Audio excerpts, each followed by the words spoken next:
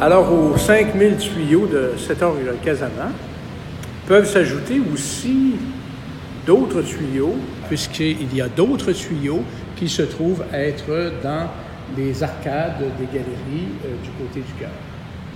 Alors oui, l'orgue de chœur a été restauré en 2015 par la firme Orgue Les Tourneaux de Saint-Hyacinthe. Et cet instrument, dans le fond, a été un instrument au début temporaire après l'incendie de 1922, durant la construction du nouvel instrument derrière. Donc, c'est l'orgue de chœur qui a servi beaucoup à cette époque-là. Et à cette époque-là, la console était vis-à-vis les tuyaux dans les jubés latéraux, complètement dernière arcade, devant. Et évidemment, il y a un petit délai. Vous allez voir qu'au moment où j'appuie sur la touche et au moment où le son est émis, il y a une petite différence. C'est pas énorme, mais quand on joue rapidement, ça peut devenir des fois problématique pour le cerveau. Alors,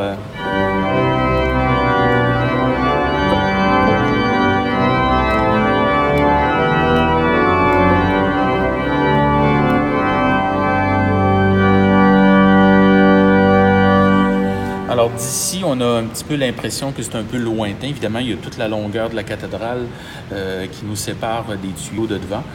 La communication entre les deux orgues se font via cette couette de fil-là qui vient ici et qui passe dans cette canalisation-là ici, tout le long du jubé jusque devant.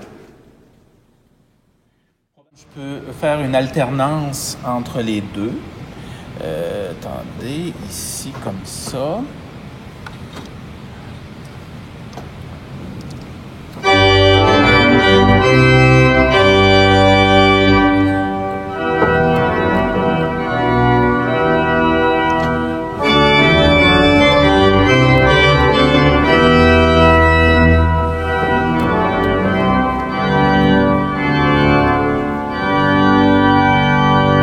Alors là, j'ai utilisé un et l'autre pour vous montrer un peu la différence au niveau du nombre de jeux.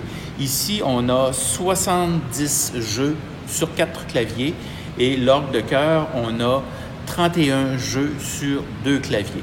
Donc, grosso modo, c'est environ la moitié. Alors, donc, l'orgue de chœur peut naturellement être opéré directement de la console de cet orgue-là, qui se trouve au chœur. Et donc, il arrive parfois que l'organiste se tienne au chœur et que se serve de l'orgue de chœur qui, comme vous l'avez constaté, est capable d'emplir le vaisseau ici. Et donc, c'est une autre expérience de l'orgue. Et quand on a eu l'orgue neuf, je me rappelle que j'étais au chœur, j'étais placé sur une tribune, la tribune vibrait. Oh, alors, on était tout heureux de l'inaugurer et puis de le voir dans toute sa splendeur, puis à un moment donné aussi dans toute sa puissance.